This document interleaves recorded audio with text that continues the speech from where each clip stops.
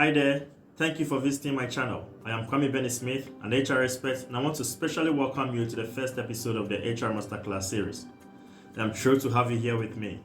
This channel will be your human resource community for knowledge, expertise, and resources. If you are new to this channel, I'll be sharing a lot of resources, informative tips, and techniques relating to HR. As such, remember to subscribe and hit the bell button so you don't miss anything I share on this channel. The first of many series we'll be embarking on will be focused on how to prepare you for your job hunt. This series will provide you with proven, effective information, tips, and advice that will help you find your dream job even in today's tough job market. In this series, you will learn tips and techniques that will help you find and get the job you want. You will also learn reasons why identifying your skill set is important when it comes to getting the job you want. I'll share with you the importance of setting clear goals before you begin your job hunt, and also share with you simple yet effective ways to write a curriculum vitae or resume that potential employers will find almost impossible to ignore. And finally, I will share with you simple information and tips that will help you improve your interviewing skills. I'll teach you how to predict interview questions as well as how to respond to interview questions. So without wasting much time, join me as we begin with the first episode of the series, How to Prepare for Your Job Hunt.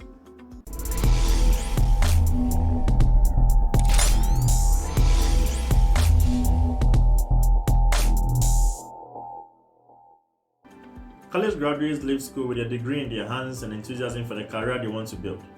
But when they start looking for employment in earnest, sometimes getting that career started doesn't go as planned. Securing that first job after college can be a daunting task for many college seniors and recent graduates. Fortunately, there are things you can do if your job hunt stops. But before we dive deep into this, today's episode is going to focus on some of the reasons why most people, and most importantly, recent graduates have challenges landing a job. Finding a job as a recent college graduate can be challenging in the best of circumstances. It is possible you have been job hunting for weeks or months, or even years, and have yet to even land an interview. Or maybe you have managed to make it to the final stage in the hiring process, gone through the screening process, had the opportunity to be part of an interview, but still didn't end up with a job. Whatever the situation, job hunting is really fun for anyone. And depending on what challenges you are personally facing while looking for the right next role, you're also likely going to experience a range of different emotions during your job search journey, from being overwhelmed, excited, frustrated, impatient, to even being invincible. If you're having trouble landing a job, chances are you could be committing some of these mistakes I'll be highlighting in this video. So now let's look at some of the reasons why people struggle in landing a job. The first point I want to speak about is poor preparation. Most graduates will wait to complete their tertiary education before they start job hunting, and others will even wait to complete their compulsory national service before embarking on such a journey. You don't have to wait until earning your degree to start the job search. From experience, it is best to start job hunting 3 to 6 months before you graduate from school. Expose yourself, contact companies, create the right contact list whilst in school, and chances are you might even get the opportunity of having your national service with one of these companies or connections. Another major area of poor preparation is not starting to develop your CV or resume early enough. Most people will wait till the time they have an opportunity to apply for job postings before they develop their CVs or resumes. If you have the opportunity to intern with a company whilst in school, you develop your CV right from the first day at work. You have to note down all new activities you performed. All skills, exposures, softwares that you are privileged to work on should be captured on your CV the very moment they happen. Don't wait and say after the internship you put them on your CV. Chances are you might forget some of these important notes or activities you were involved in.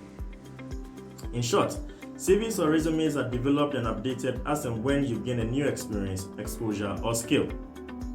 The last thing I want to speak about on poor preparation is not researching on how to dress for an interview. This carries far more weight than people think. First impressions are so important. It says a lot about who you are. Remember that you only get one opportunity to create a first impression.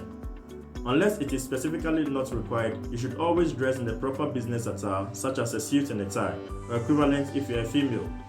We will discuss more into this in a later episode. The next reason that could be hindering your chances of landing a job is not knowing what to look for. Most graduates come out of school with little or no idea of the chances available for them with respect to their program of study. Most people do not even know the sectors or industries to seek for opportunities from and all the departments they fit in these industries.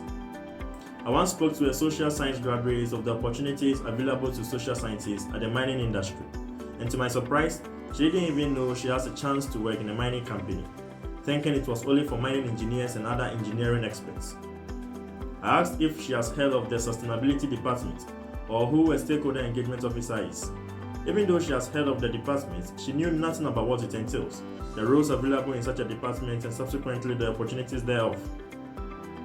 It is always good to conduct an organized exercise of window shopping for the jobs that you are suited for and you will enjoy doing. You can also start looking at the areas in terms of industries and departments you can work with your qualification. While securing a college degree is fantastic, the major in college does not define the type of job you can look for. For example, I was a mathematical science major but went into human resource. We will discuss more on this subject in later episodes. The next major challenge I want to talk about is lack of experience. Job searching without much work experience can be frustrating.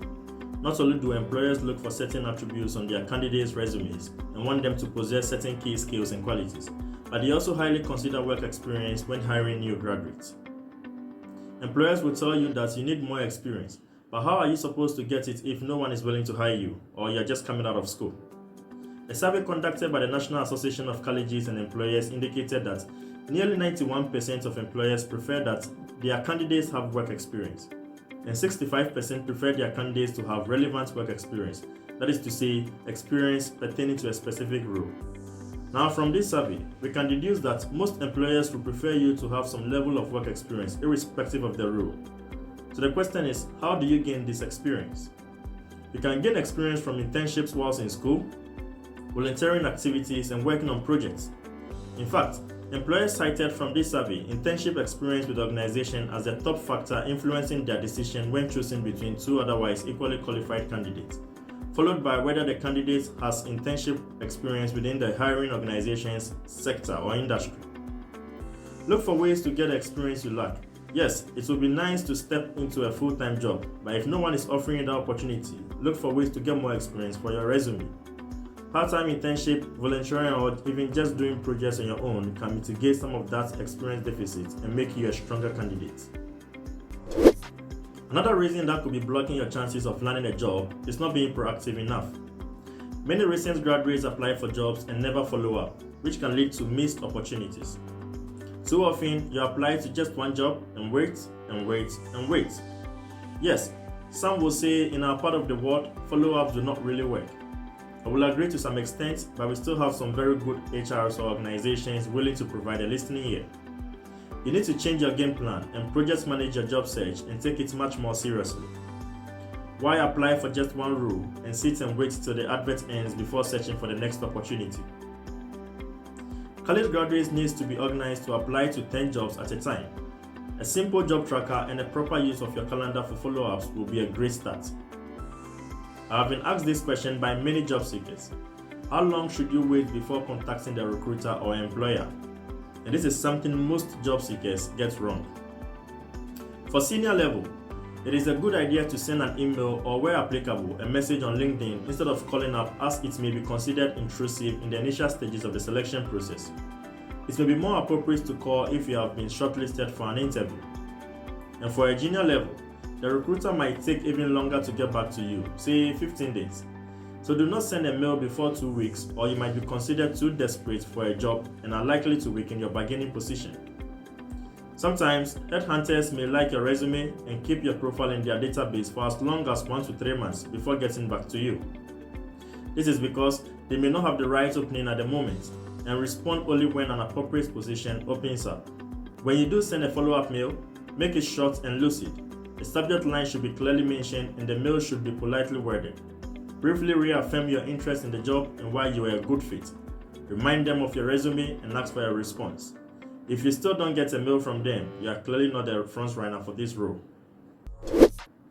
The next challenge is actually one of the major reasons most people are never selected for an interview.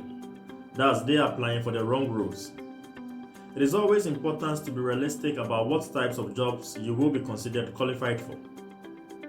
In a tight job market like this one, where employers are flooded with highly qualified applicants, there is less incentive for them to consider people who are less qualified. You will have the most success if you carefully target jobs you truly can prove you can succeed at, not just jobs where you think I could do that, but jobs where you can point to specific evidence that you are excelling. If you don't have the experience that is directly relevant to the position you are applying for, you might be screened out before the hiring manager even gets the opportunity to take a closer look at your CV. Or you might be put straight on the reject pile as your background lacks the specific things the hiring manager is looking for. Ultimately, the idea here is to put yourself in the hiring manager's shoe. What should make them excited about hiring you? That's what needs to be reflected in your cover letter, your CV, or your resume. And if you can't figure out why they should be excited about hiring you, you can't expect them to figure it out, which should be a flag that you need to move on to a different opening, one where you can make a compelling case for yourself. The last point I want to talk about is applicants making the search about themselves and not the employer. The job search process is all about the buyer or the hiring team at the company. Everything you do and say should focus on their job description, their company values, as well as knowing more about their business. As an example, when asked, "Why should I hire you?" or "Why should we hire you?" most graduates answer, "I can do this, I can do that, and I have a degree in this." Pivot the way you present yourself by saying, "Well, there are 3 reasons why you should hire me. 1. You are looking for someone who is analytical and have a strong analytical skills." See the difference? Sell yourself to them based on what they need. Study the job description and make yourself relevant and paint yourself as the best square peg for their square hole. You don't have to have every skill on their job description to win that job.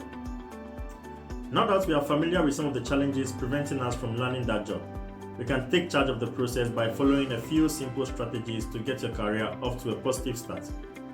Join me in the next episodes to see how we can achieve this. If you haven't already subscribed to this channel yet, and you are looking at landing a job this year, then be sure to subscribe and click the bell to be notified every time I release a new video. If you enjoyed this video, why don't you give us a like? Go ahead and drop a comment below, and I'll see you in the next video.